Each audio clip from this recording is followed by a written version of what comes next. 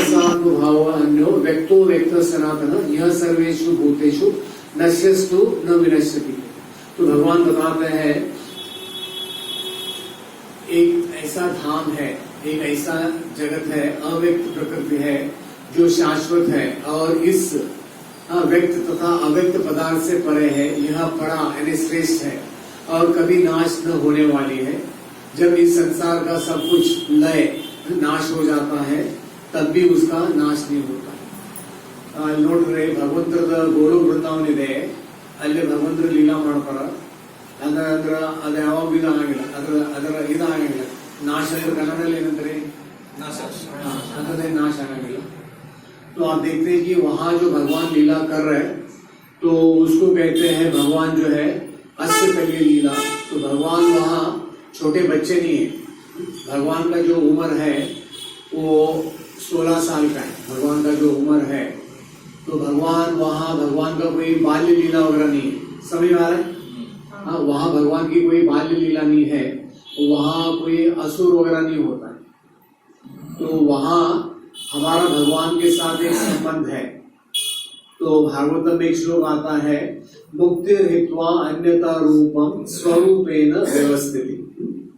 तो अभी आज आप लोग डेली कन्नड़ी ನೀವು ಮುಖ ನೋಡ್ತಿರಲ್ಲ, वो हमारा असली चेहरा नहीं है।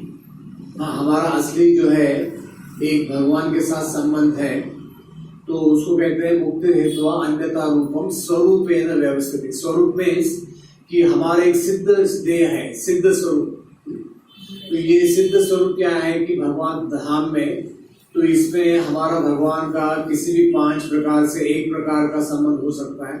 शांत रस, दास्य रस, साक्ष्य रस, वात्सल्य रस, माधुर्य रस।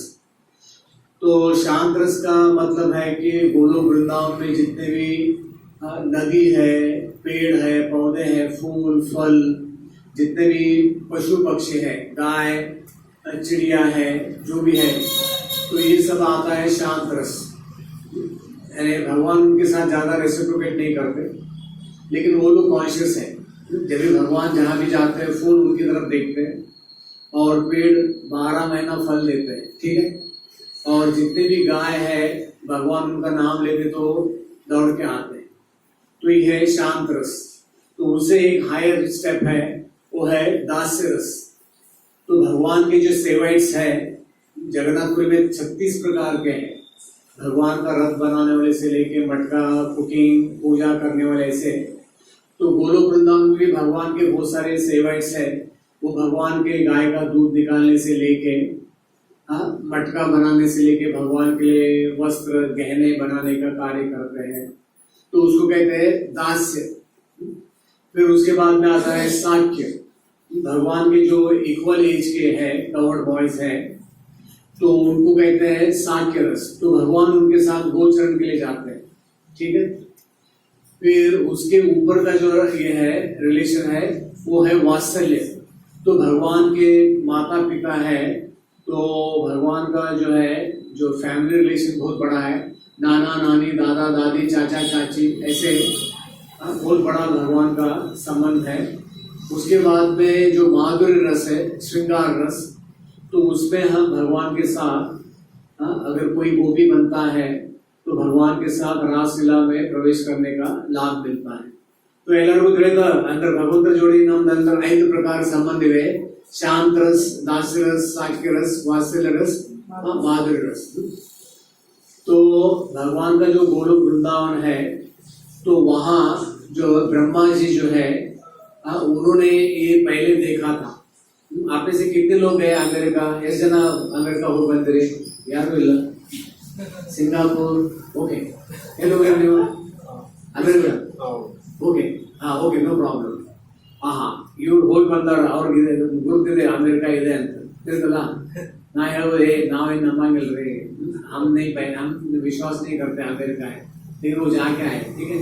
चलो जो भी। हाँ, तो ब्रह्मा जी जो है उनको भगवान ने दिव्य दृष्टि दिया। तो ब्रह्मा जी ने भगवान का गोलोक वृंदावन देखा है, ठीक है। जैसे वो आजकल कश्मीर फाइल्स चल रहा है, वो यूट्यूब में देख नहीं सकते, उसके लिए स्पेशल लिंक चाहिए, ठीक है। हाँ, ऐसे ब्रह्म संहिता में कहते हैं प्रेमांजन चुरित भक्त विलोचनेन प्रेम का अंजन। आप लोग जो काजल लगाते हैं वो कैसे बनाते हैं आप लोगों को मालूम है? कनाडा लेना का हाँ काढ़ीगे ओके हाँ। तो अब यहाँ देख रहे हैं कि ब्रह्मा जी जो है उन्होंने साक्षात भगवान का गोलोक वृंदावन देखा है। तो अभी भगवान का जो सृष्टि है क्रिएशन, एंटायर क्रिएशन जो है उसको क्या कहते हैं? परयोम कहते हैं। क्या कहते हैं? परयोम। ये भगवान का 100% क्रिएशन है। 75% है गोलोक वृंदावन का भार, वो है उसको कहते हैं ब्रह्म ज्योति। क्या कहते हैं? हाँ, उसमें सारे वैकुंठ जगत है। ये बीच में देख रहे गोलोक वृंदावन, वो लोटस है गोलोक वृंदावन। नीचे हम लोग यहाँ है महतत्व। तो इसमें हम देखते हैं कि इस ब्रह्मांड में भी अनंत कोटि ब्रह्मांड है। हमारे जो ब्रह्मांड के जो ब्रह्मा है वो 4 सर वाले हैं। कितने सर वाले हैं? हाँ, ऐसे बहुत सारे ब्रह्मांड है जहाँ ब्रह्मा जी 8, 16, 32, 64, 124 जैसे आपके पेन ड्राइव में आता है ना 4GB, 8GB, 16GB।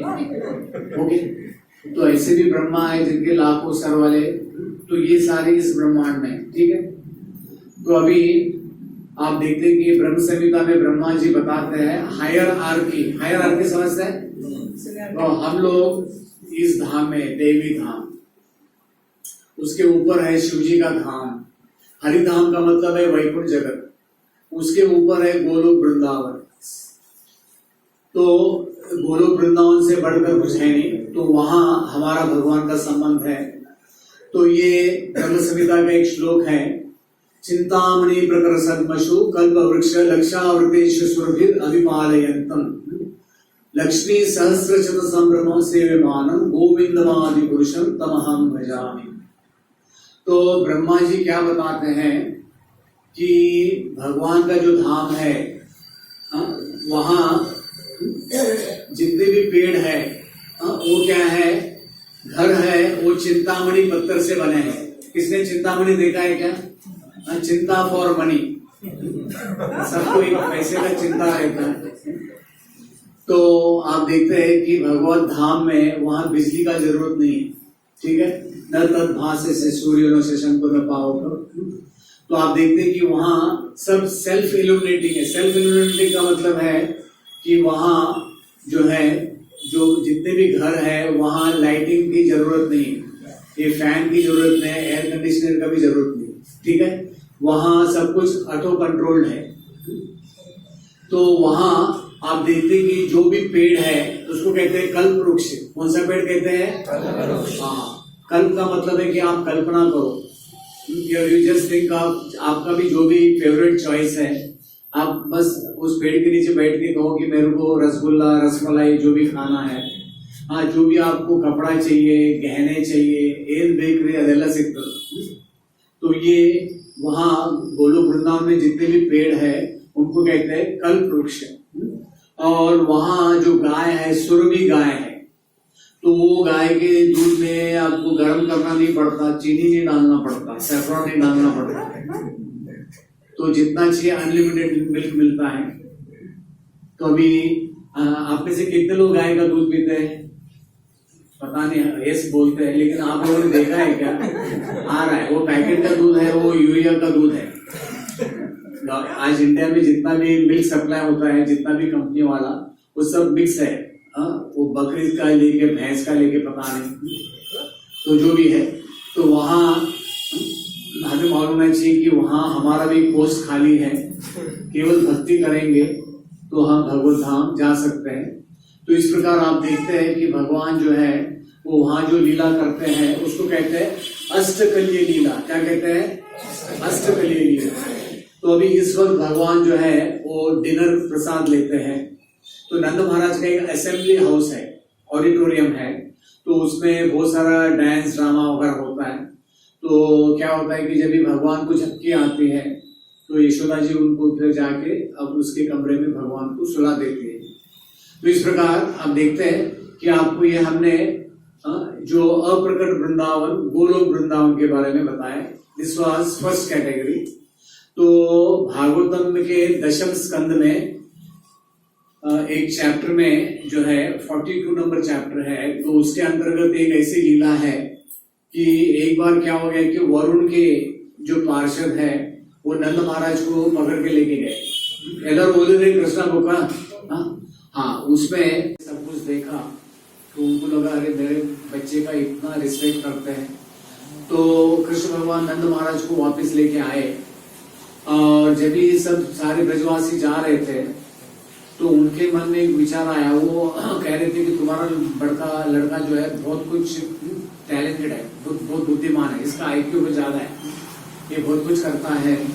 तो नंद महाराज ने कहा अरे आज मुझे वो वरुण के लोग लेके गए थे, वहां मैंने देखा कि मेरे बच्चे को कितना वो लोग रिस्पेक्ट करते हैं, तो मैंने कुछ अलग ही दुनिया देखा।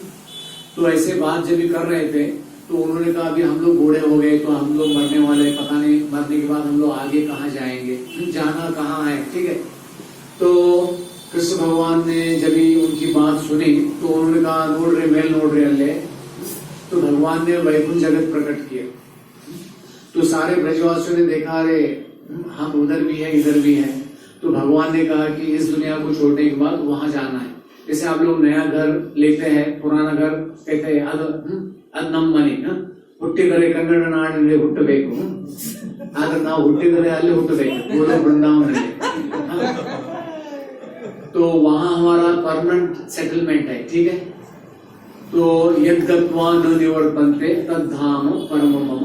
तो इसके लिए हमें ज्यादा कष्ट करने की जरूरत नहीं, केवल भगवान के साथ कांटेक्ट रखना है। और ये भी बहुत इजी है, आप लोग जब करके भगवान के साथ कांटेक्ट रख सकते हैं, ठीक है। तो ये था फर्स्ट कैटेगरी वृंदावन का। So now we come to second category, Bhauma Vrindavan, प्रकट वृंदावन। तो अभी आप देखते हैं कि अभी जहां मैं रहता हूं वृंदावन में, जो मथुरा मंडल है वो 84 कोश कहते हैं, ब्रज मंडल परिक्रमा। तो आदि वरह पुराण में उल्लेख आता है कि जब हिरण्यक्ष ने पृथ्वी को रसातल में डाला था, तो जब वराह भगवान पृथ्वी को ऊपर लेके आए तो पृथ्वी ने कहा अरे ये कौन सा दुनिया है, मैं तो पृथ्वी हूं और ये दूसरी कौन सी पृथ्वी है। तो भगवान ने कहा कि ये भगवान का गोलोक वृंदावन है, भौम वृंदावन है। जब इस पृथ्वी का नाश होता है उसका नाश नहीं होता है। तो इस प्रकार जो है ये यूपी वृंदावन में जो है, जो भगवान का जो वृंदावन है उसको कहते हैं भौम वृंदावन या प्रकट वृंदावन, ठीक है। तो यहाँ वृंद देवी ने 60,000 साल तपस्या किया था, इसलिए वृंद देवी के नाम से उसको वृंदावन कहते हैं। तो उसके अंतर्गत वहाँ अलग अलग प्रकार के वन है, बृहद वन, आदि वन, प्रतिवन, उपवन, ऋतुवन, कुंज वन। तो वृंदावन में 1000 वन है सब मिला के, और उसमें नंदगांव, बरसाना, गोवर्धन, इस प्रकार आप देखते हैं कि आज भी वृंदावन में ब्रजमंडल परिक्रमा होता है 1 महीने का। आप लोग अभी कभी जाएंगे अक्टूबर में तो आप 1 महीने में पूरा भगवान के लीला स्थली देख सकते हैं 1 महीने में। तो आप देखते हैं कि ये ब्रह्मा जी है, तो ब्रह्मा जी के एक दिन में एक बार भगवान ये लीला करते हैं, राम लीला, फिर कृष्ण लीला, सॉरी ओके, तो राम लीला, कृष्ण लीला और गौर लीला। तो आप देखते हैं कि ब्रह्मा जी का एक दिन का मतलब है 1000 चतुर्युग। कितना? हाँ, 1000 चतुर्युग। तो भगवान इस भौतिक जगत में 1000 चतुर्युग में एक बार आते हैं, तो ये बहुत लंबा समय है। तो अभी भगवान आए थे 5000 साल पहले, कृष्ण लीला किया भगवान ने। 500 साल पहले भगवान आए थे तो उन्होंने गौर लीला किया।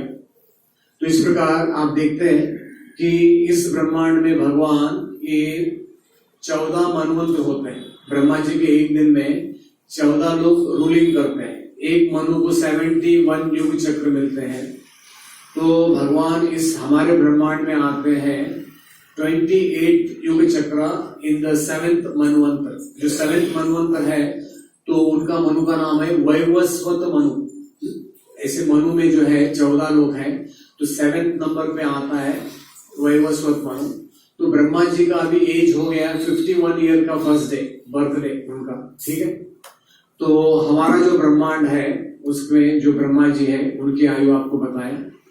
तो एक ग्रंथ है ब्रह्म वैवर्त पुराण, तो उसमें उल्लेख आता है कि जब भी भगवान 5000 साल पहले प्रकट लीला कर रहे थे, तो जब भी वो गोकुल से वृंदावन आए, तो उन्होंने क्या किया कि गोकुल में बहुत सारे जो है वो राक्षस लोग आ रहे थे, पूतना, शकटासुर। तो ब्रजवासियों ने सोचा कि अभी ये गोकुल रहने के योग्य नहीं है, तो वो लोगों ने क्या किया, बैलगाड़ी में पूरा सामान डाल दिया और वो गोकुल से वृंदावन आए। ठीक है, तो वृंदावन में जब वो आए, शाम का समय हो गया, तो उन्होंने बैलगाड़ी से एक बैरिकेड बना दिया। बैरिकेड को टेलर को एक आखाड़ा बना दिया और उसके बीच में वो लोग सो गए रात को। तो क्या हो गया कि रात को जो है भगवान के जो शिल्पकार है, भगवान के शिल्पकार कौन है? हाँ, विश्वकर्मा। तो विश्वकर्मा जो है उनके जितने भी पार्षद हैं, तो उन्होंने क्या किया, स्वर्ग से रेडीमेड ब्लॉक्स लाके नंद महाराज और उनके जितने भी रिश्तेदार थे जो गोकुल से आए थे, सबके लिए एक घर बना दिया। रो हाउस नहीं बनाया, रो हाउस समझते हैं आपके सिटी में बनता है, कबूतर खाना, ऐसे नहीं बनाया, या सबके लिए एक इंडिपेंडेंट हाउस बनाया। तो क्या हो गया कि जब भी लोग रात में सो रहे थे, तो भगवान ने अपनी योग माया से सबको उनके अपने अपने घर में बिस्तर में सुला दिया। तो जब ही सुबह सब लोग उठे, तो उन्होंने देखा, अरे ना वैद्य देवी, कहाँ हम लोग आ गए।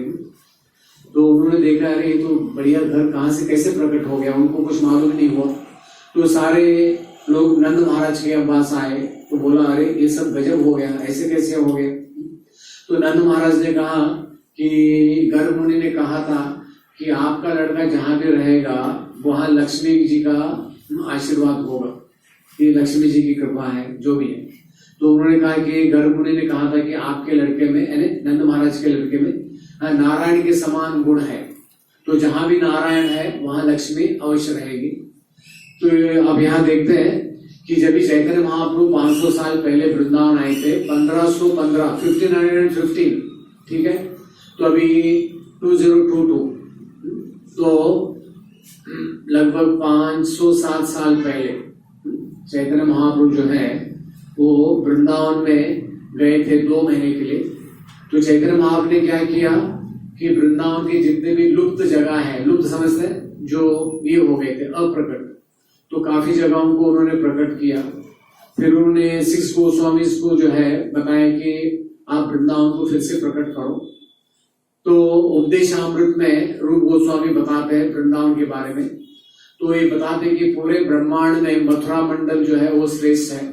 तो मथुरा मंडल में हम देखते हैं कि वृंदावन से लेके गोवर्धन से लेके राधा कुंड का उन्होंने एक हायरार्की दिया है कि किस प्रकार वो बताते हैं कि अगर कोई भाग्यशाली है वो व्यक्ति वृंदावन को, वहां राधा कुंड में उसको रहने का भाग्य मिलता है।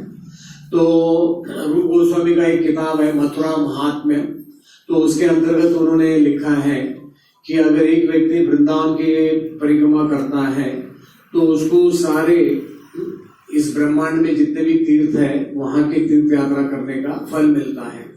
तो यहाँ लिखा है कि भारतवर्ष में अन्य जगह लाखों वर्ष तपस्या करने का जो फल मिलता है, केवल वृंदावन को स्मरण या मथुरा मंडल को याद करने से मिलता है। ठीक है, तो अभी हम आते हैं 3rd कैटेगरी।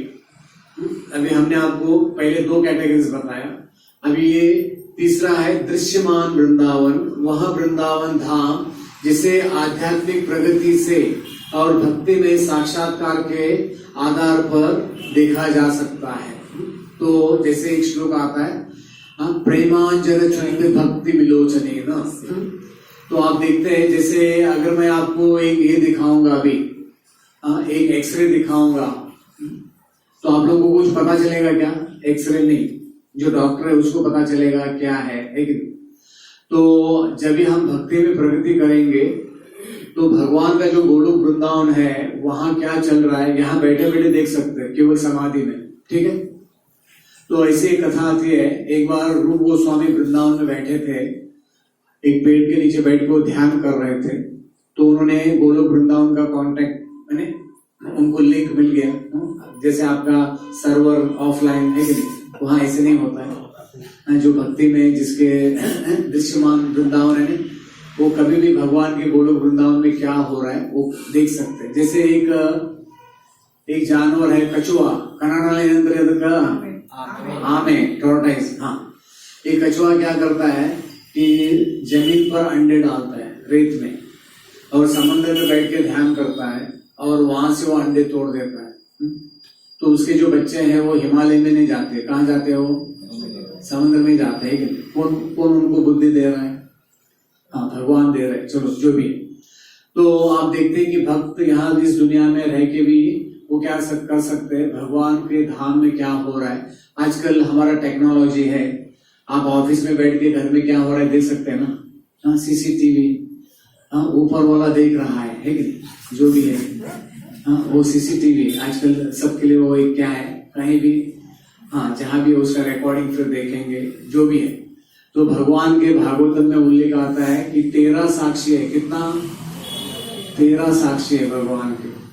ओके, तो यहाँ हम देखते हैं कि रूप गोस्वामी की एक आपको कथा बताते हैं। तो एक बार रूप गोस्वामी वृंदावन में बैठकर ध्यान कर रहे थे, तो उन्होंने देखा कि राधा कृष्ण वो एक फॉरेस्ट से जा रहे हैं, और राधा रानी ने एक जामुन का पेड़ ले। हाँ, ओके, हाँ। तो राधा रानी को लगा कि अरे ये जामुन बहुत अच्छा है, इसको खाना चाहिए, लेकिन हाथ में नहीं आ रहा था, हाँ, थोड़ा बहुत ऊपर था। तो कृष्ण भगवान ने कहा कि ना मेल हो गए टंगी ले। हाँ, ओके, हाँ, उसको मैं नीचे करता हूँ, जितना चाहिए एक हाथ से पहले वो टहनी को पकड़ लेना, दूसरे हाथ से जामुन निकाल लेना। तो राधा रानी भोली भाली, उसको मालूम नहीं कि ये क्या करेगा, ठीक है। तो उसने एक हाथ से टहनी पकड़ के दूसरे हाथ से जामुन निकाल रही थी, तो इसने पैर हटा दिया, तो ऊपर चली गई, वो लटक गई ऊपर। तो ये रूप गोस्वामी वो देख रहे थे, तो उनको थोड़ा मजा आया, थोड़ा चलो भगवान के पास चले, वो भी गोपी है। तो इस प्रकार इसको कहते हैं दृश्यमान वृंदावन। एक जो भक्ति में जो प्रगतिशील है, तो भगवान के लीला में प्रवेश कर सकता है। एक अभी एक टॉलीवुड का पिक्चर आजकल बहुत हिट हो रहा है, एक बहुत पुरानी घटना है। एक बार आंध्रा में पता नहीं कौन सा विजयवाड़ा, पता नहीं, एक बड़ा कोई पिक्चर चल रहा था। तो क्या हो गया कि एक रिक्शा चलाने वाला पिक्चर में जाके बैठा था, तो जो हीरो था वो डकैत लोगों के साथ फाइटिंग कर रहा था। तो वो हीरो के पास कुछ ये नहीं था, क्या वेपन, तो इसके पास एक पॉकेट नाइफ था। तो पर्दे के पास गया, अन्ना कत्ती तीसको, अन्ना कत्ती तीसको तेलुगु में। तो कह गए भाई ये चाकू ले लो, चलो आप भी फाइटिंग करो। तो वो लीला प्रवेश कर गया। लीला प्रवेश का मतलब वो पिक्चर चल रहा है, लेकिन वो इतना भाव गोल हो गया कि वो लीला प्रवेश कर गया।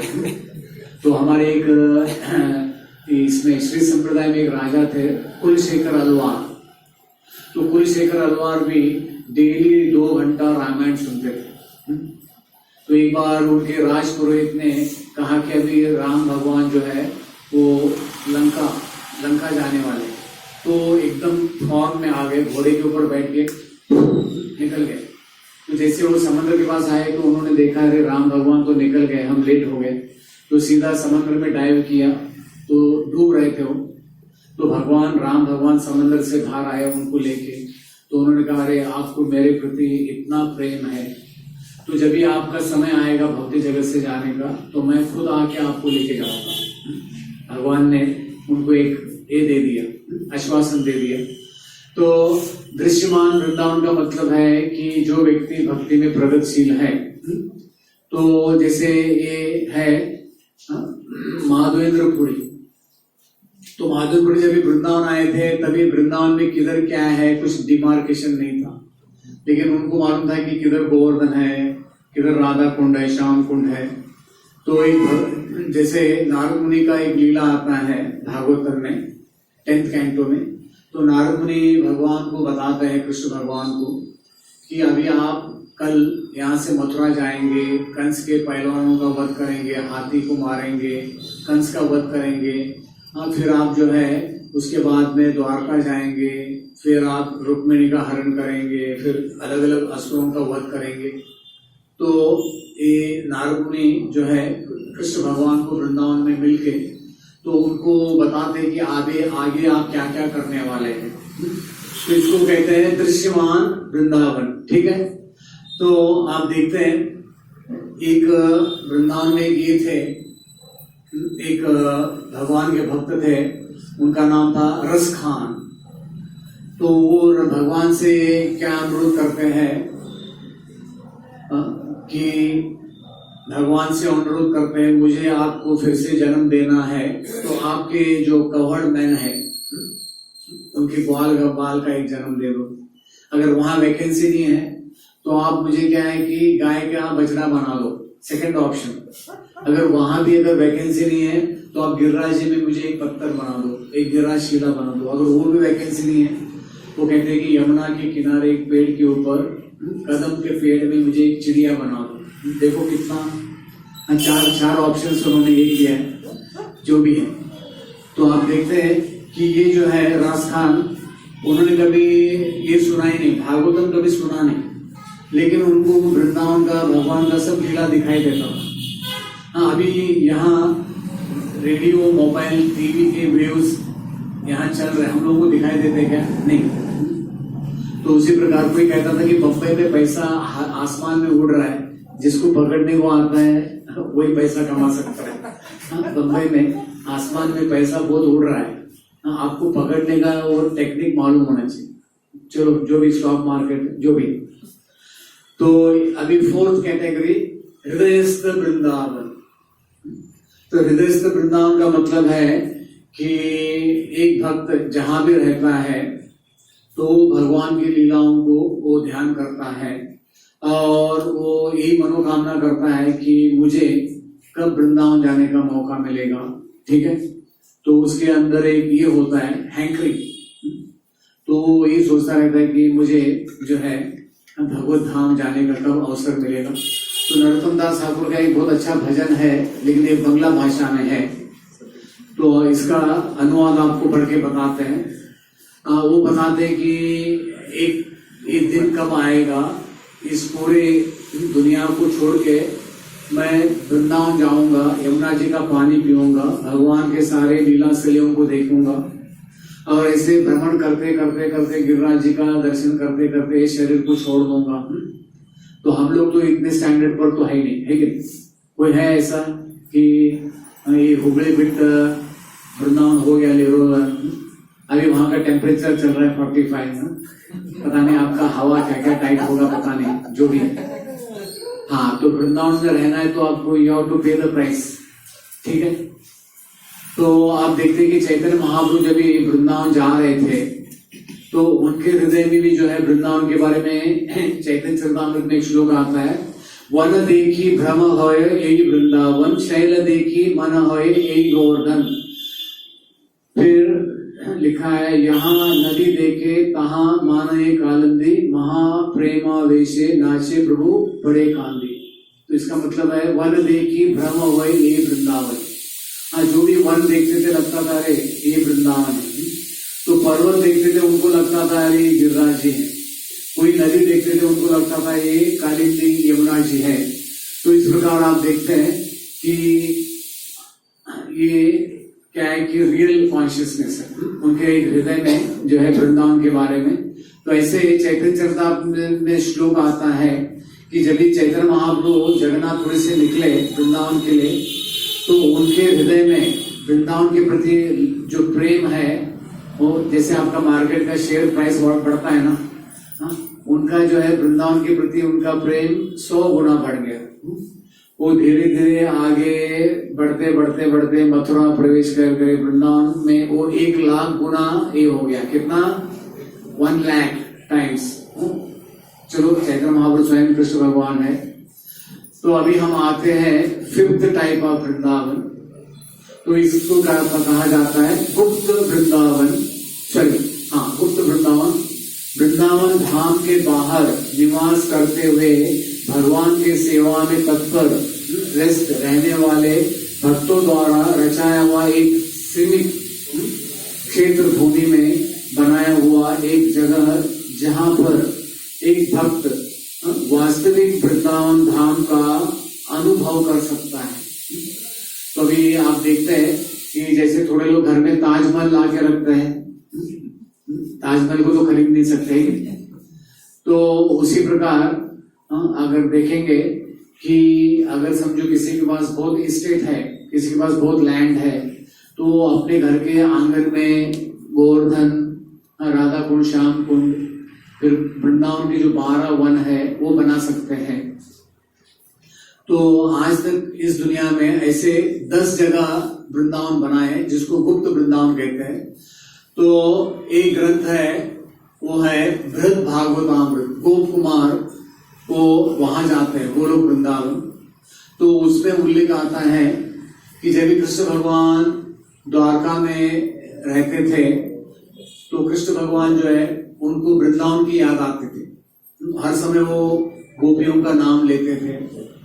तो एक उनको द्वारकावासियों को एक डर हो गया कि अरे ये हमें छोड़ के जाएंगे।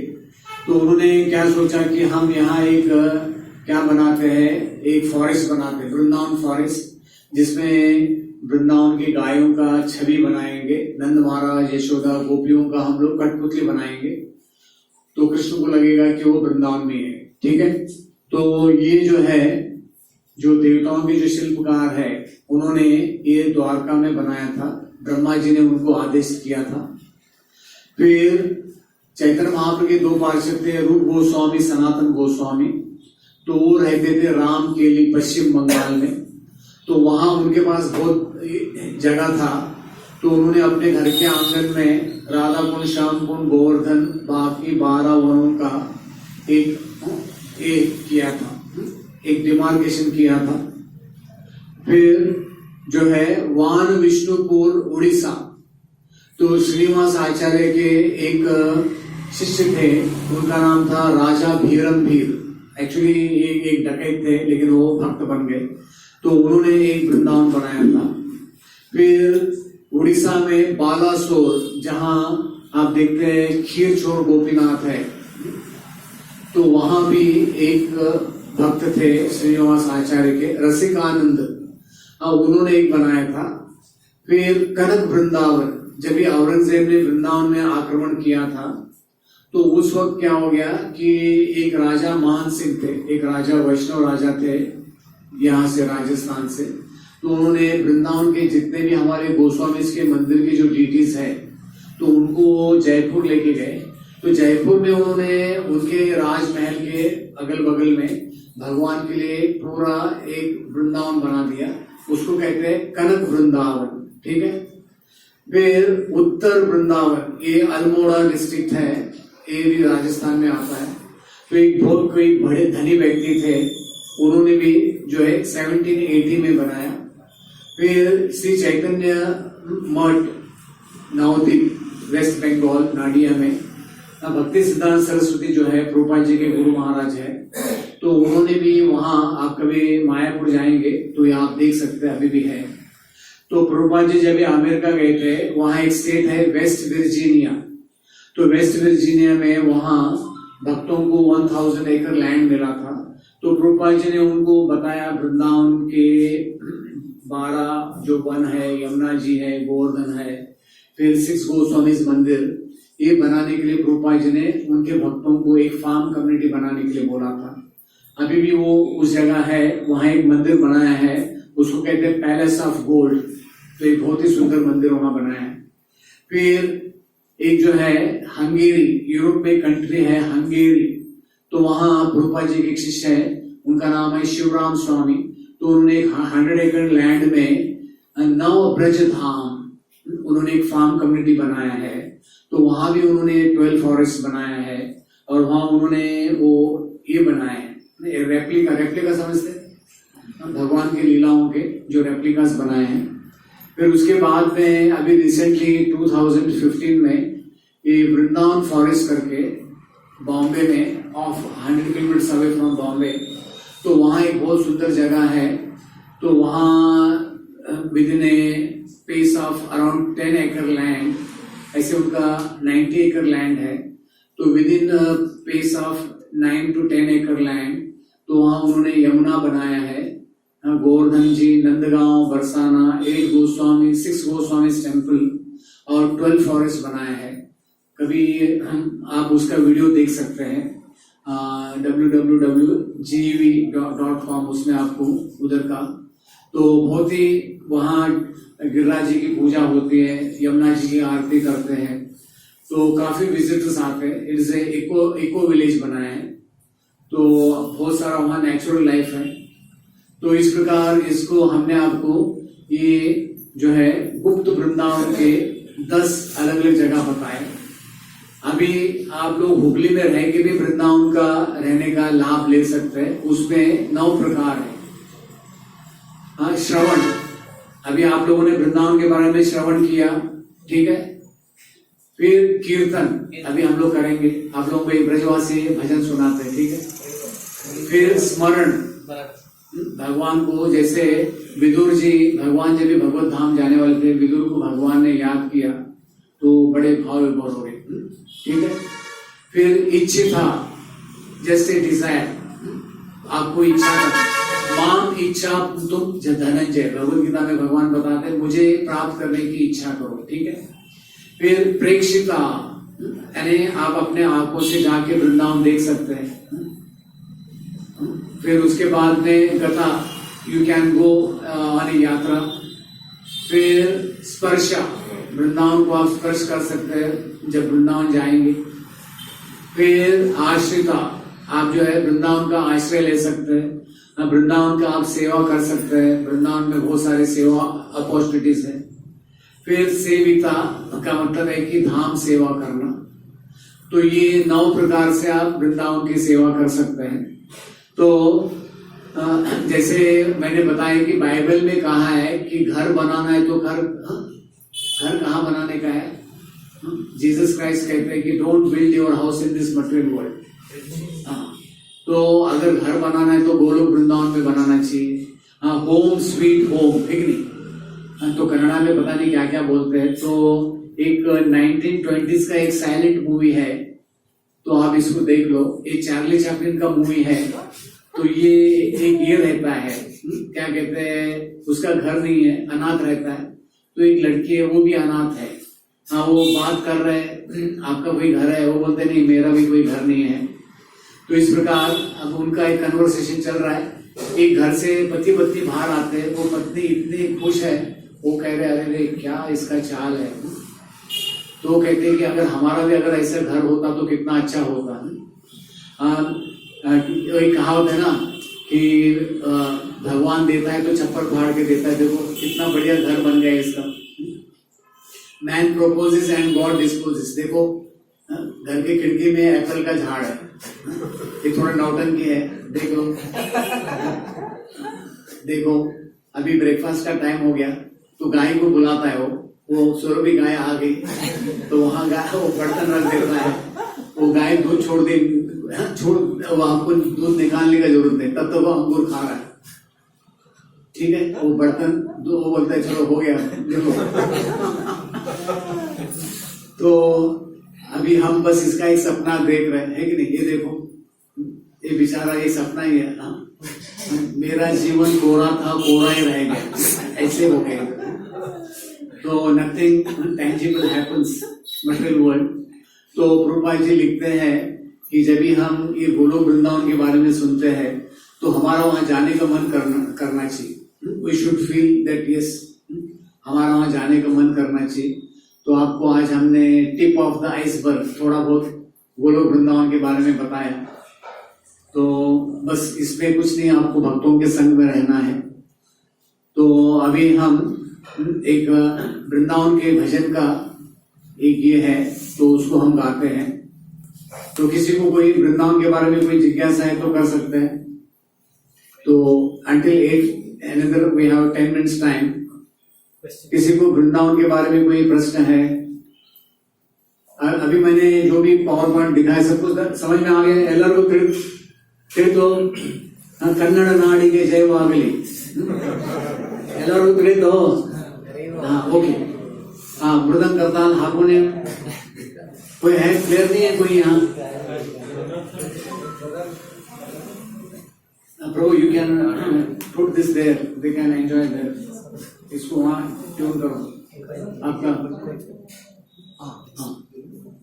हाँ हरि बोल। मृदंग कोई बजाना जानता ही नहीं, बजा के देख। हाँ अच्छा ओके, ऑन डिमांड बन्ने ಕೂತ್ಕೊಳ್ಳಿ।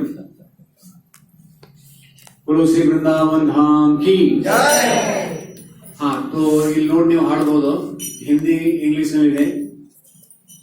जय जय राधे जय जय श्याम जय जय श्री वृंदावन धाम जय जय राधे जय जय श्याम जय जय वृंदावन धाम जय गोवर्धन जय जय नंदगाम जय जय श्री वरसानु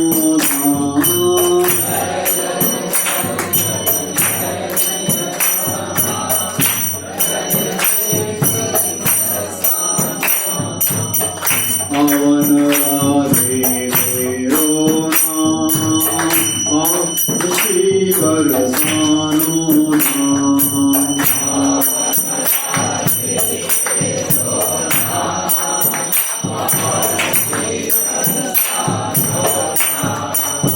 पावन राधे पावन श्याम पावन श्री वृंदावन धाम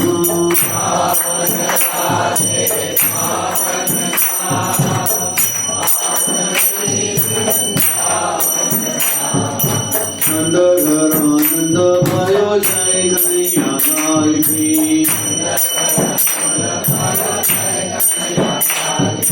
जय कन्हैया लाल की जय कन्हैया लाल की